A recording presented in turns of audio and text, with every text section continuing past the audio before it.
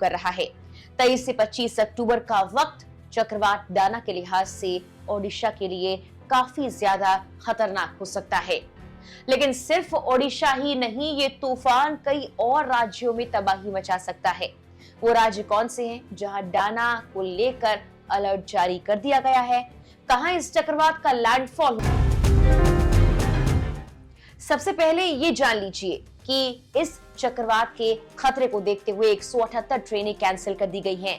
ओडिशा में भी school college बंद कर दिए गए हैं। सरकारी कर्मचारियों की छुट्टियां 26 अक्टूबर तक रद्द कर दी गई हैं। पूरे राज्य में अलर्ट जारी कर दिया गया है। इसके अलावा भी वहां पर एहतियात के तौर पर 10 तटीय जिलों में ओडीआरएफ की 17 टीमें तैनात की गई हैं। पर्यटकों से शहर खाली करने और 24 से 25 अक्टूबर को पुरी की यात्रा न करने और मछुआरों को समुद्र के पास न जाने की सलाह दी गई। राष्ट्रपति मुर्मू का 3 दिवसीय दौरा था, ये ओडिशा दौरा भी टाल दिया गया है। अब आते हैं कि आखिर इतिहास में कई बड़े तूफानों की मार झेल चुका ओडिशा इस डाना चक्रवात से निपटने के लिए कैसे तैयार है और इसके अलावा और कौन कौन से राज्य हैं जहां पर ये तूफान तबाही मचा सकता है। चक्रवाती तूफान डाना काफी तेज रफ्तार से तट की तरफ बढ़ रहा है। चक्रवात 24 अक्टूबर की शाम से 25 अक्टूबर की सुबह तक 120 किलोमीटर प्रति घंटे की रफ्तार से ओडिशा के पुरी और पश्चिम बंगाल सागर द्वीप के बीच पहुंच सकता है।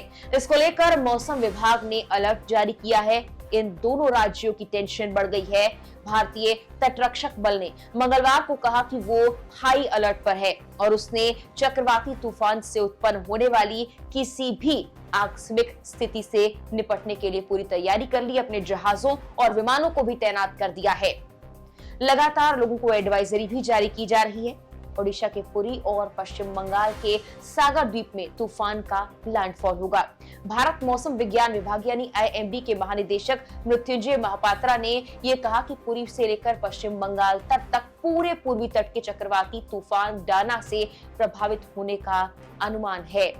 आईएमडी के मुताबिक बंगाल की खाड़ी के ऊपर बने गहरे दबाव के क्षेत्र चक्रवाती तूफान में तब्दील होने और 25 अक्टूबर की सुबह पुरी और सागर द्वीप के बीच उत्तरी ओडिशा और दक्षिणी पश्चिम बंगाल के तटों को पार करने की आशंका है।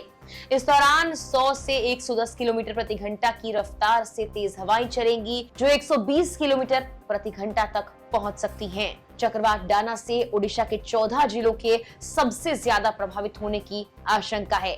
इन सभी जिलों में राहत और बचाव कार्य के लिए दमकल की गाड़ियां भेजी जाएंगी।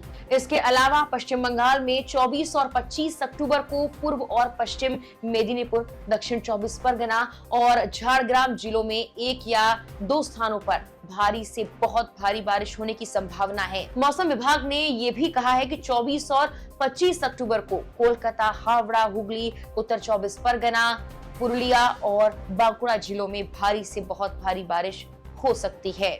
इसका असर झारखंड और बंगाल के तटीय क्षेत्रों में साफ तौर पर देखने को मिल सकता है।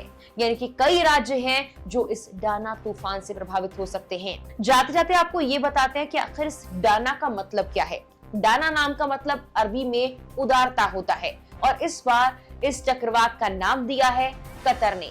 ये नाम चक्रवातों के लिए बनाए गए मानकों के अनुसार रखा गया है। फिलहाल के लिए इस वीडियो में इतना ही।